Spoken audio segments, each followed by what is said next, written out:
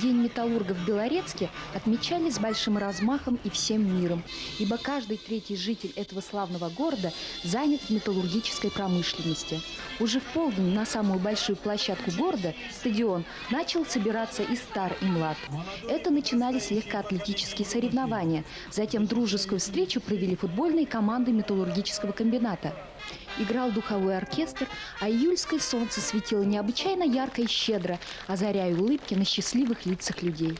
Вдруг безмятежность синего неба нарушил рев моторов самолета, с которого посыпались яркие точки, с каждой секундой разрастаясь и превращаясь в планирующих парашютистов, паривших над стадионом с полотнищами огромных размеров, государственными флагами России и Республики Башкортостан. После приветствия и поздравления официальными лицами города ветеранов металлургов и всех белоречан началось праздничное представление, вобравшее в себя весь культурный и творческий потенциал Белорецка.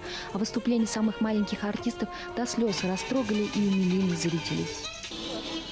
В этот день каждый белоречанин, каждый металлург гордился своим городом и своей профессией.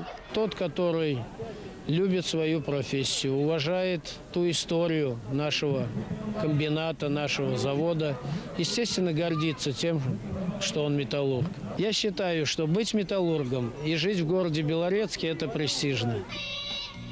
Если Виктор Иванович говорил от имени трудящихся своего коллектива и белоречан в частности, то у главы администрации Белорецкого района и города Белорецка Евгения Яковлевича Карипанова проблемы и задачи помасштабнее.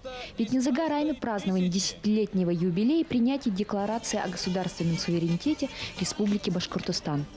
Район сегодня практически почти уже покрыт дорогами с твердым покрытием. Восстановлено водохранилище, и в этом году будет Терлянское водохранилище восстановлено. Строятся школы, проводится газ, газифицируется. Сейчас вот на днях в Белорецк запустим, это наша большая мечта была, запустить АГРС со стороны Ущалов.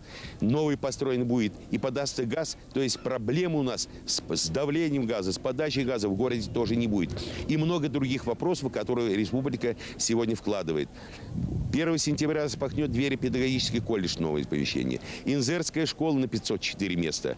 Санаторий Осинский в первую очередь. Но когда все это было по команде Москвы, пробивать было очень трудно. А сегодня вот республика при помощи своей самостоятельности сегодня как раз вкладывает это все сегодня в регионы. И в регионы, где сегодня государство задолжало на эти регионы. Потому что мы были сырьевым придатком. Государство получало отсюда металл, получало лес, получало мясо. А вот сюда деньги не вкладывали. Сегодня вкладывают. Долги когда-то надо возвращать.